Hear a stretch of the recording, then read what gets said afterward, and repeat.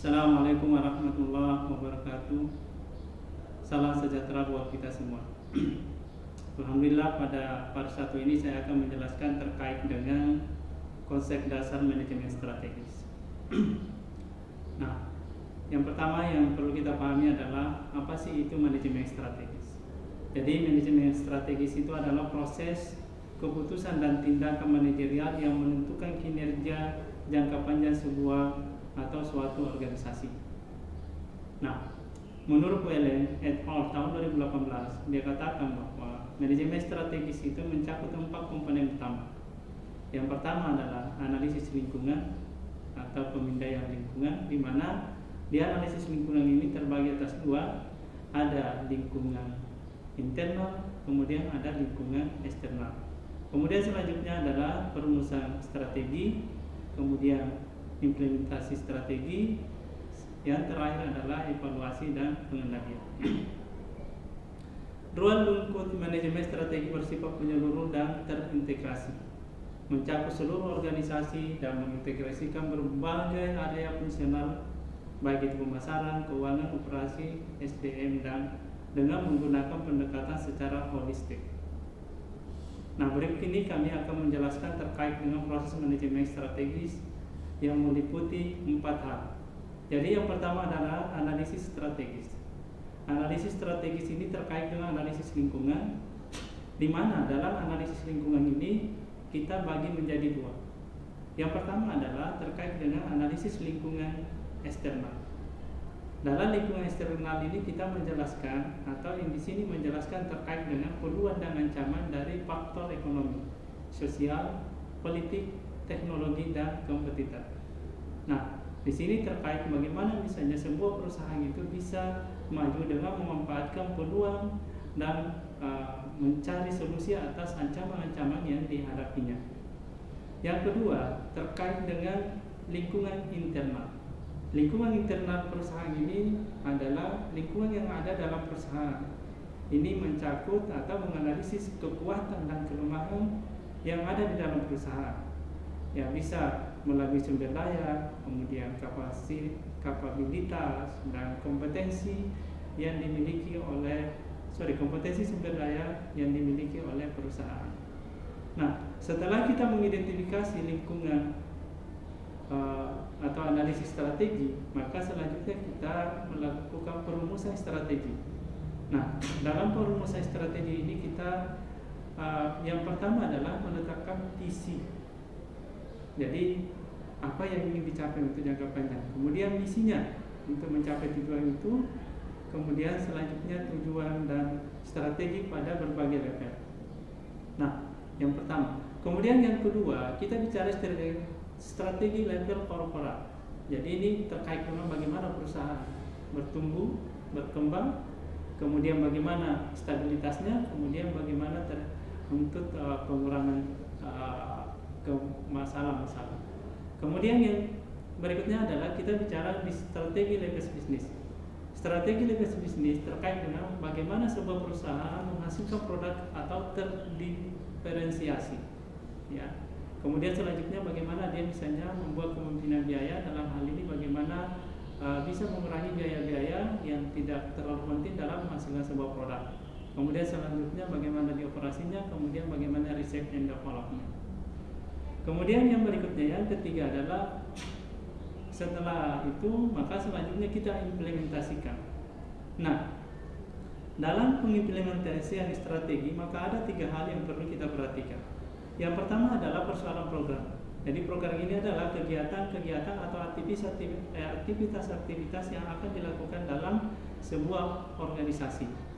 Nah, program ini nantinya bagaimana mencapai tujuan yang telah disampaikan di awal. Nah, jadi ada aktivitas atau kegiatan yang akan dilakukan untuk mencapai tujuan yang disampaikan di awal tadi.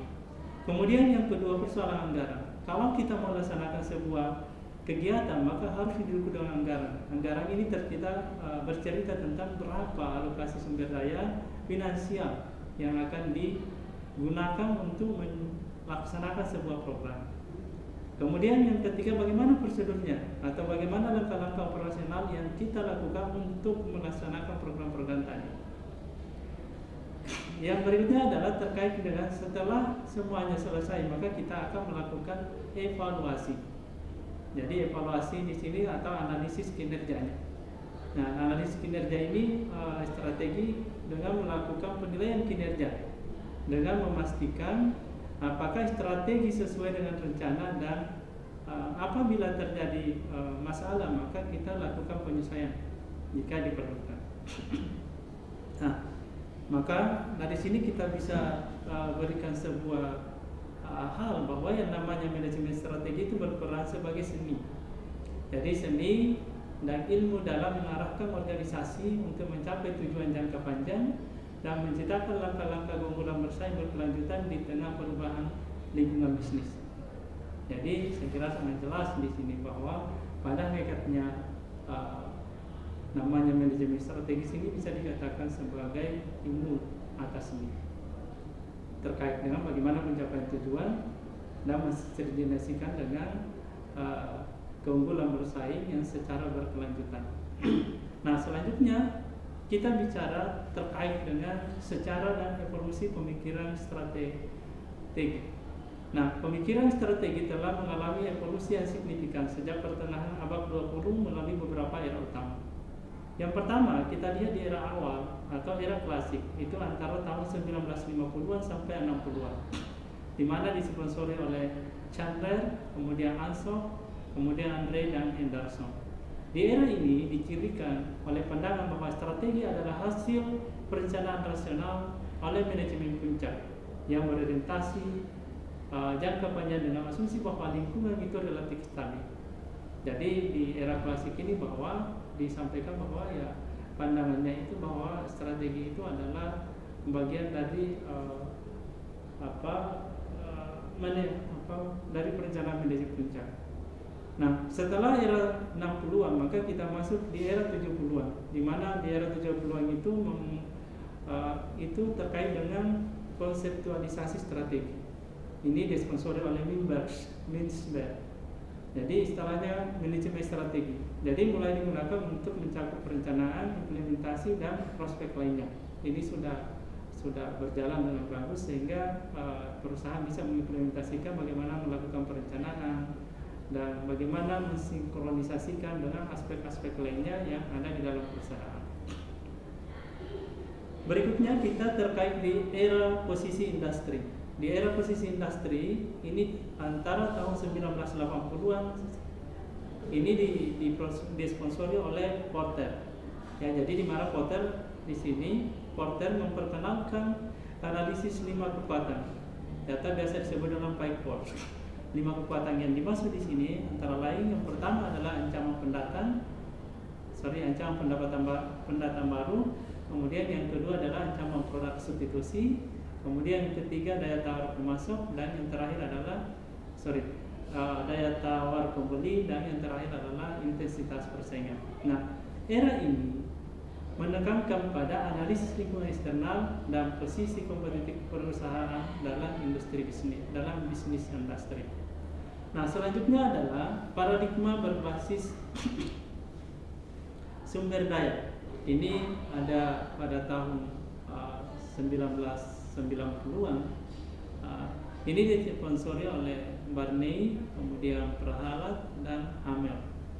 Di mana di sini dia berfokus kepada sumber daya internal perusahaan.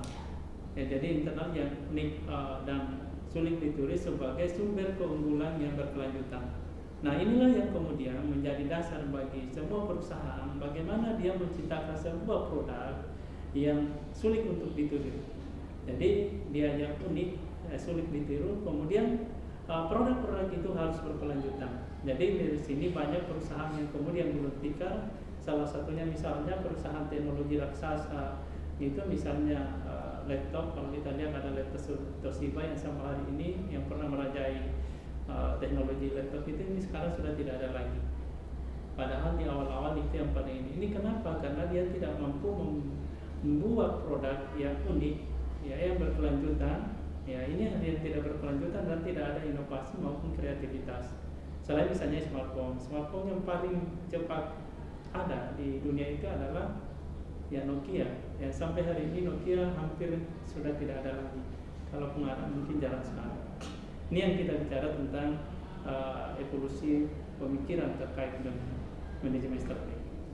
Nah, selanjutnya kita bicara tentang relevansi pendekatan strategis dalam praktik bisnis di Indonesia. Jadi kita khusus bicara kalau di Indonesia, perusahaan di Indonesia kita bagi menjadi dua. Yang pertama adalah perusahaan besar atau korporasi. Jadi perusahaan-perusahaan besar ini di Indonesia bisa masuk dalam kategori misalnya badan usaha milik negara, kemudian pemerintah nasional, perusahaan publik, di mana dia mengadopsi praktik perencanaan strategi. Jadi misalnya dia menyusun perencanaan strategis antara 5 sampai 10 tahun dan rencana strategis tahunan, ya. Nah, di samping itu juga dia biasa melakukan analisis SWOT dalam memproyeksi lingkungan bisnis ke depannya. Nah, ini biasanya juga dia menggunakan framework Porter untuk mengkaji industri lokal, ya. Kemudian selanjutnya kita bicara persoalan pengembangan kapasitas. Jadi pengembangan kapasitas inilah yang unik. Jadi selain dikatakan bagaimana menghasilkan sebuah produk yang unik dan itu tidak bisa ditiru oleh orang lain, karena ini adalah bagian dari kemampuan inovasi yang akan dimiliki oleh sebuah organisasi. Selanjutnya kita bicara terkait dengan dinamik kapabilitas. Jadi dalam konteks lokal, nah ini banyak juga yang perlu kita pahami, termasuk bagaimana beradaptasi dengan pemberian low cost carrier, atau misalnya bagaimana kita menciptakan biaya yang rendah dalam hal kita melakukan persaingan. Jadi bukan berarti kalau biayanya rendah kemudian menghasilkan produk yang tidak bagus, tetapi paling tidak dengan biaya rendah dengan kualitas yang baik. Kemudian selanjutnya kita bicara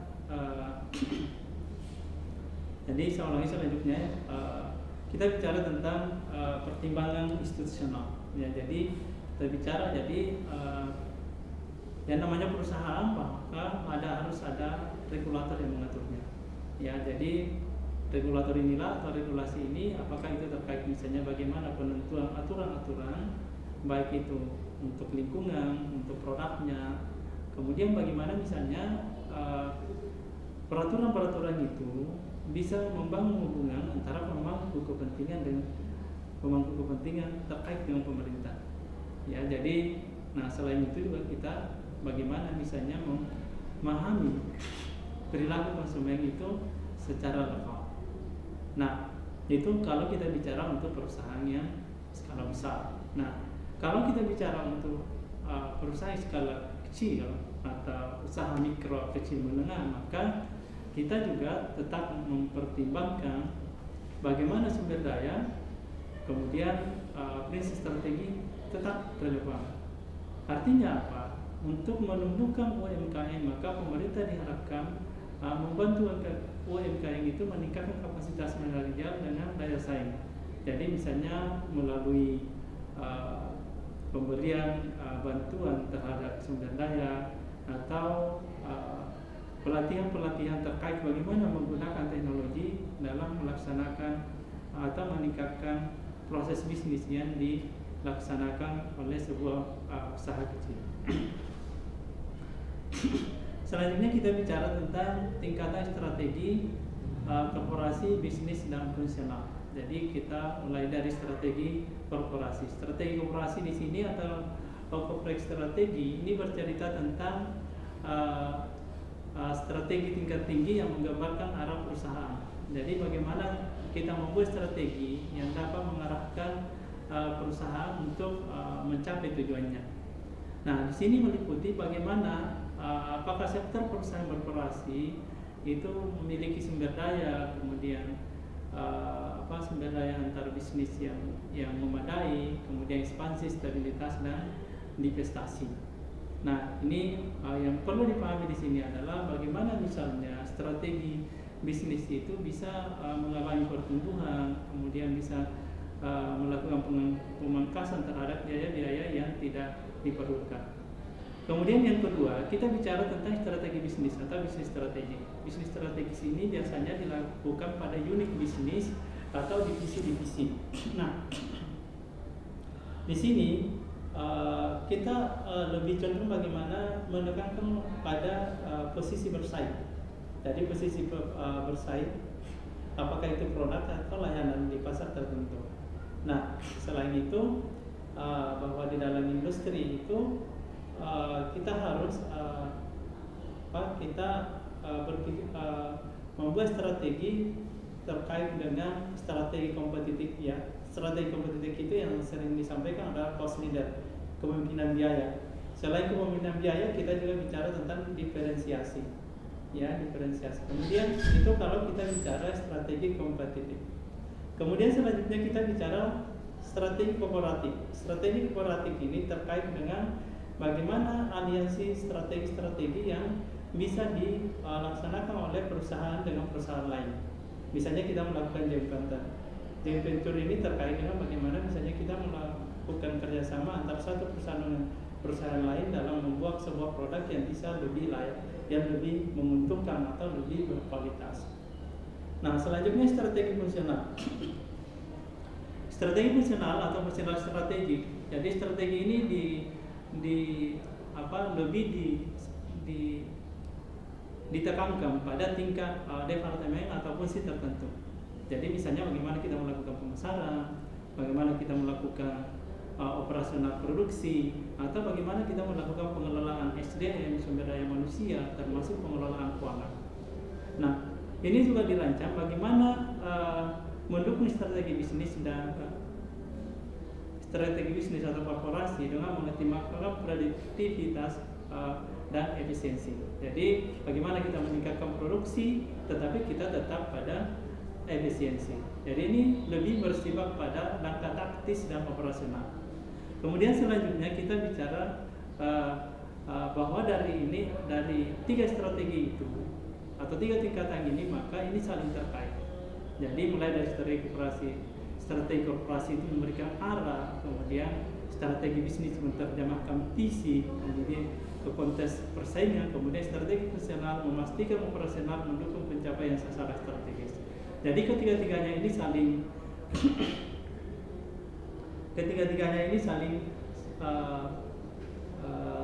berkolaborasi.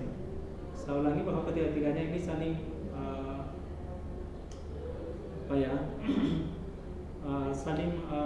berkolaborasi lah, atau paling tidak saling mensubstitusi ya. Jadi antara ketiga ini. Kemudian selanjutnya itu yang perlu dipahami tadi terkait dengan strategi-strateginya. Jadi saling menutupi jika misalnya saling terkait ya. Jadi saling terkait antara satu dengan lainnya, karena ketika ada satu strategi yang tidak dijalankan, maka proses bisnis bisa tidak berjalan sesuai yang kita hendaki ya, atau sesuai dengan tujuan organisasi yang ditetapkan sebelumnya. Nah, yang kelima yang kita akan bahas ini adalah terkait dengan paradigma teori atau paradigma utama dalam manajemen strategi. Ada banyak teori. Jadi yang pertama kita bisa lihat teori agensi atau agensi teori. Nah, teori agensi menjelaskan hubungan antara prinsipal dan agen. Jadi ini berbicara tentang antara pemilik dengan pengelola. Ini diasumsikan. Teori ini mengasumsikan bahwa manajer itu bersifat self-interest, realistis terbatas, dan menghindari risiko. Nah, di sisi lain bahwa pemilik itu menginginkan adanya pertumbuhan perusahaan, ya, sehingga makanya dikatakan di sini biasa adanya gap informasi ya antara si manajer dengan si pemilik. Nah, implikasinya untuk menghindari terjadinya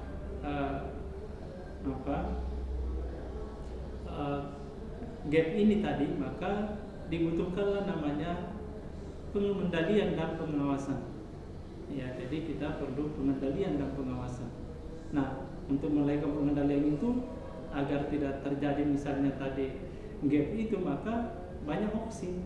Misalnya kita bisa melakukan insentif, misalnya bonus, kemudian opsi saham, dan yang paling penting bisa dilakukan dengan pengawasan dari dewan direksi maupun dewan komisaris.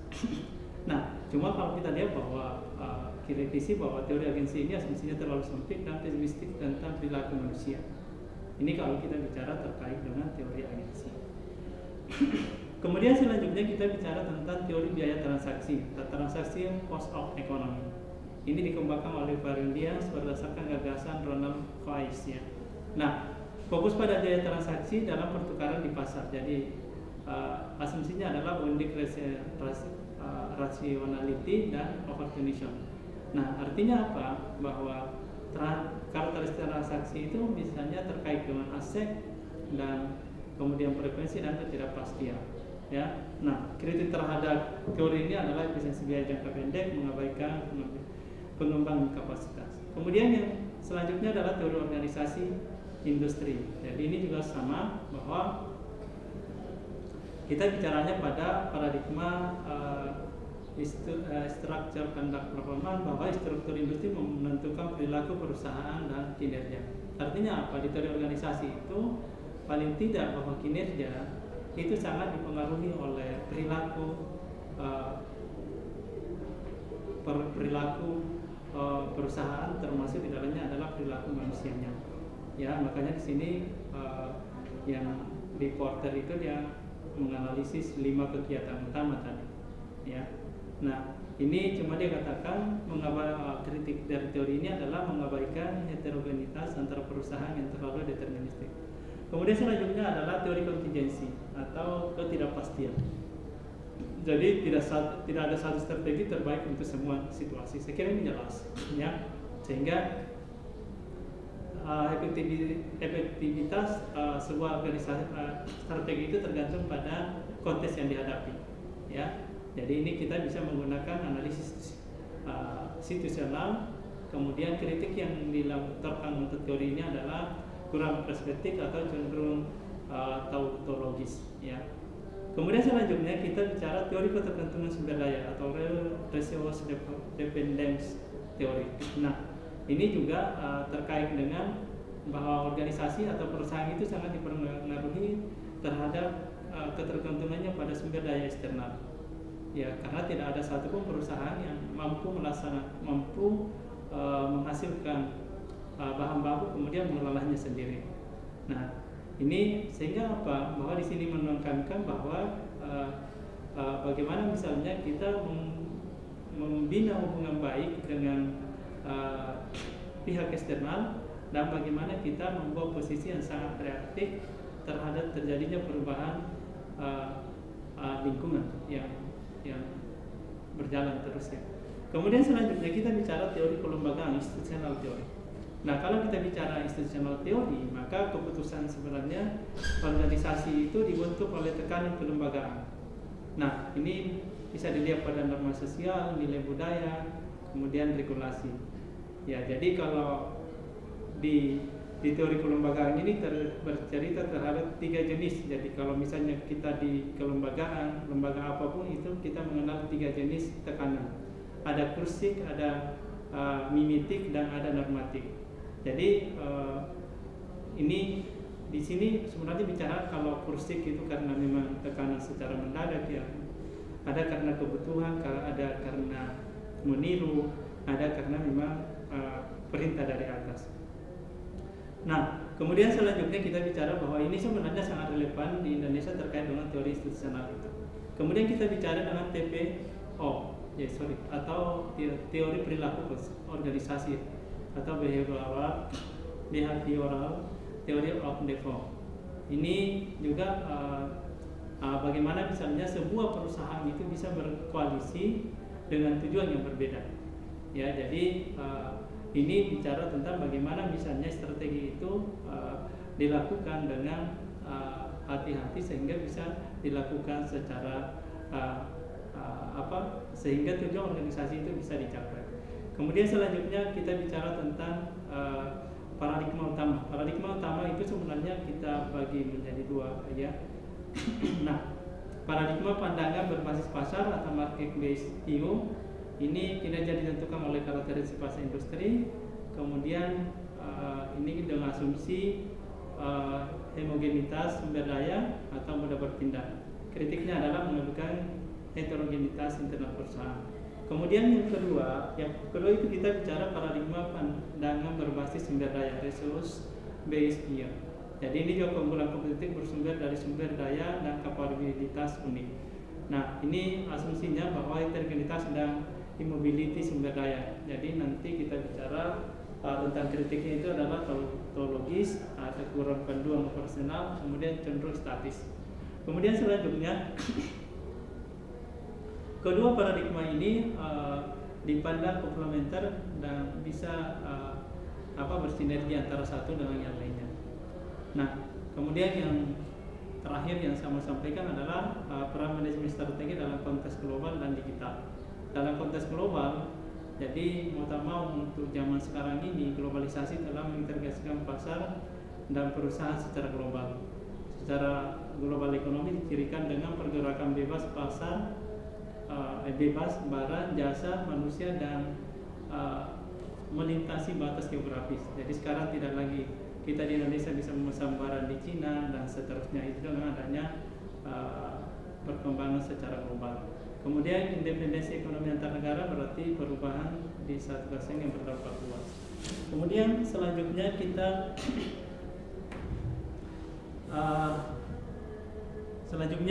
kita lihat yang peran manajemen strategis ini.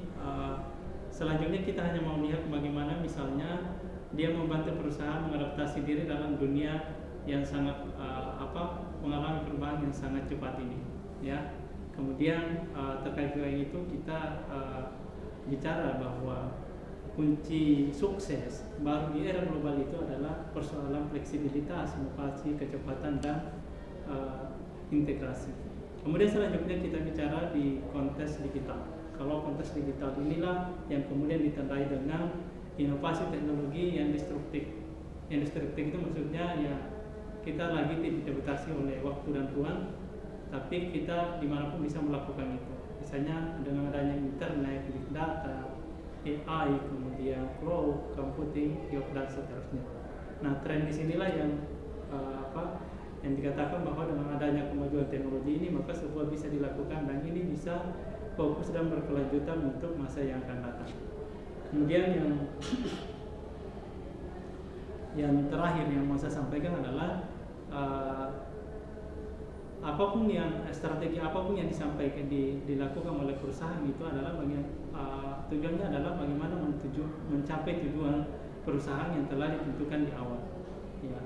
Nah, dengan kemajuan teknologi ini maka dengan adanya misalnya kemajuan secara global maupun secara digital, maka ini harus berkolaborasi bagaimana dengan digitalisasi ini bisa mendorong seluruh perusahaan itu bisa beradaptasi dengan cepat dan bisa mencapai tujuannya.